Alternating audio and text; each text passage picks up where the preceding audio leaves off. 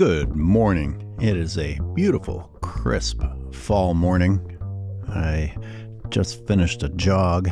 The Bay Area jazz station KCSM was killing it this morning. And I switched from that to listening to a little bit of Uncommon Sense. You can tell I'm like all being nice. I'm in a good mood. I'm about to wish people to have a good day. Yeah, so follow that up with a little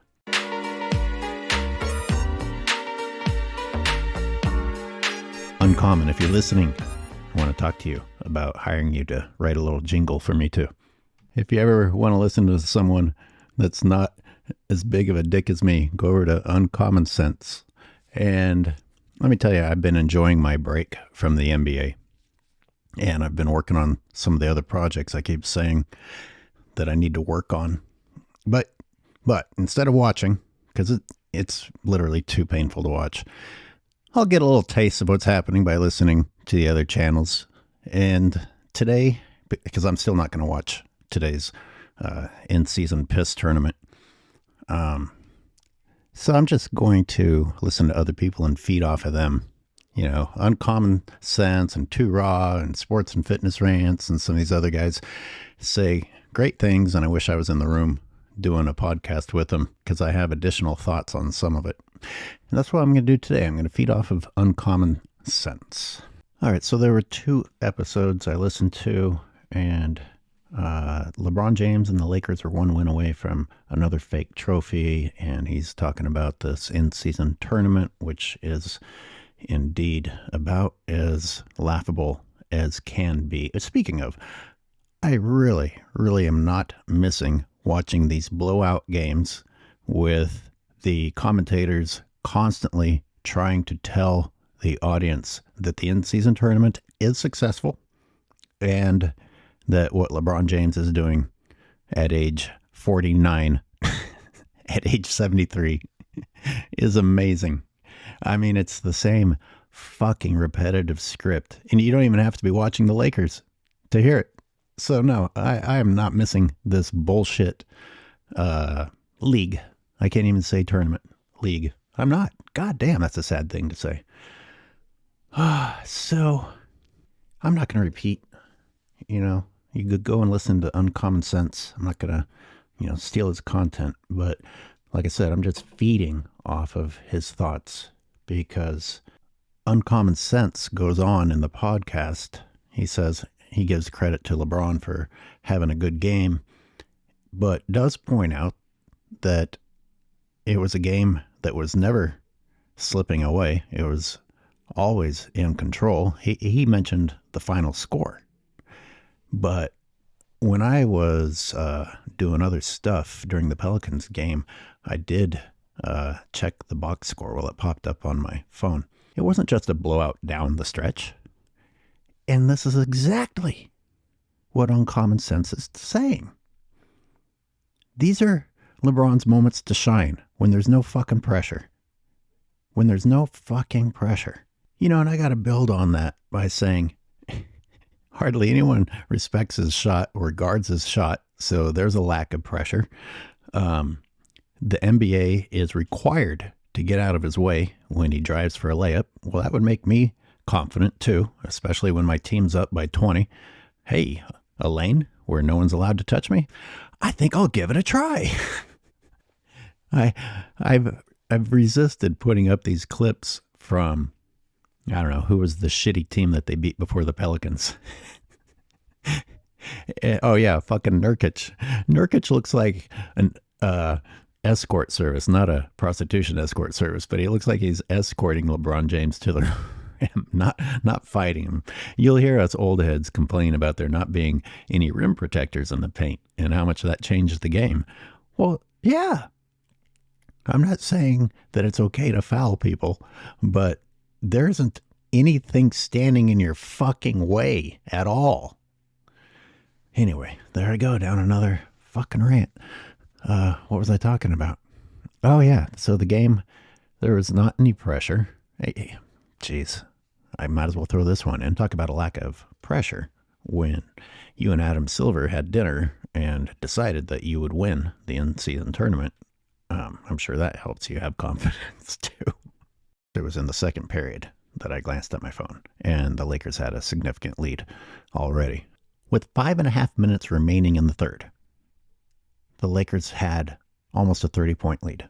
It was 110-71 by the end of the third. How dare you, commentators, talk about the success of the in-season tournament and the great play?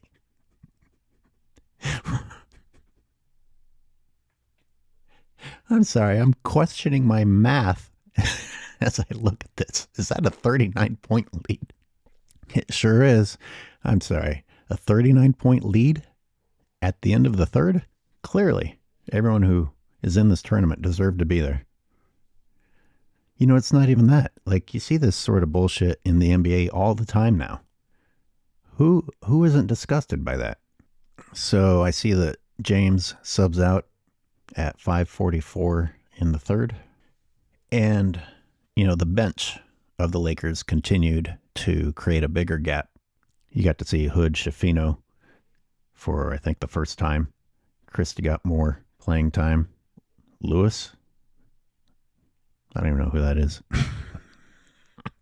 But, you know, it's not like the Pelicans fought to come back. You know, it's not like they acted like the championship was on the line. You know, clearly, I don't know. How can you tell me that something isn't lacking from the game when it's an absolute ass beating early on and there's no sign of it ever not being an ass beating? But yeah, the in-season tournament is fucking must-watch television. So let me skip over to the next episode I was listening to of Uncommon Sense. That came right after that, and it was one of the fanboy file ones. And they were talking about the fanboys that just can't stop saying the stupid shit about Pippen. Yes, it's true. LeBron James carried Pippen for all 6 rings, regardless of Pippen not deserving to be there. Listen, Pippen contributed less as this amazing super teammate in games than Austin Reaves did off the bench last night with 17 points. You fucking idiots. Oh, yes. And then they talk about, the Bulls never had to face teams like the Warriors and the Spurs. Good thing for those teams. This brings me to the disrespect shown to the Jazz, for example. Do you know who the Jazz went through in the West to play the Bulls in the finals? There's so much disrespect thrown at John Stockton. It's a semi-short white dude. I get it. Not particularly muscular and all that shit. Listen, the Spurs that you think was such a super team that LeBron had to go through looked like they almost all belonged in the cancer ward. I've said this in other episodes. I mean, don't talk about incredible physicality and superior athletes. So the Jazz just happened to go right through Shaq and Kobe. Went right through them. Is that sobering to anybody? The Jazz went through Hakeem, Barkley, Drexler. In 1997, the Houston Rockets had Charles Barkley, Clyde Drexler, Hakeem Olajuwon, Kevin Willis, Mario Elie, etc. That's nothing to sneeze at. In 1998, the Jazz went through Houston again, and then San Antonio, your Spurs, and then they went straight through the Lakers again, your boys Shaq and Kobe. Swept them. This Utah Jazz team that you disrespect was so shitty that they swept guys that today you'll idolize. That San Antonio team that you choose to respect when they beat LeBron, and that San Antonio team that the Jazz went through in 1998 won the whole thing the next year. That's how terrible the team was that the Jazz went through. So that's who Michael Jordan defeated. The last thing I heard on the episode, the fanboy episode, was a fanboy saying that he couldn't believe Uncommon Sense would rather have the career of one of the guys that didn't win a ring than LeBron's.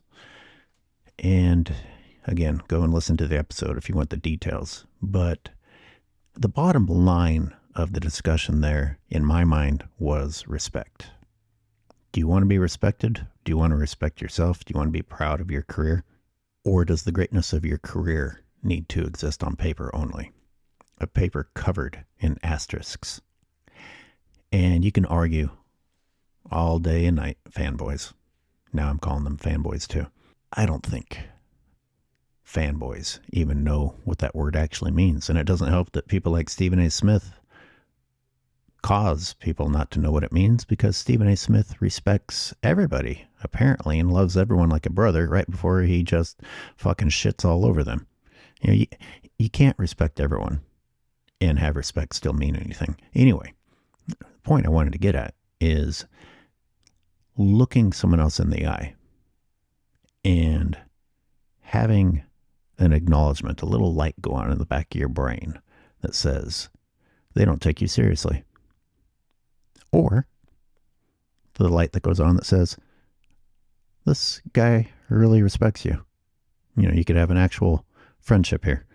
If you only care about LeBron's bank account and what it says on paper and longevity stats, you're probably the type of dude that doesn't even look the other dude in the eye when you talk. I'm going to end it on that. You guys enjoy that in-season tournament.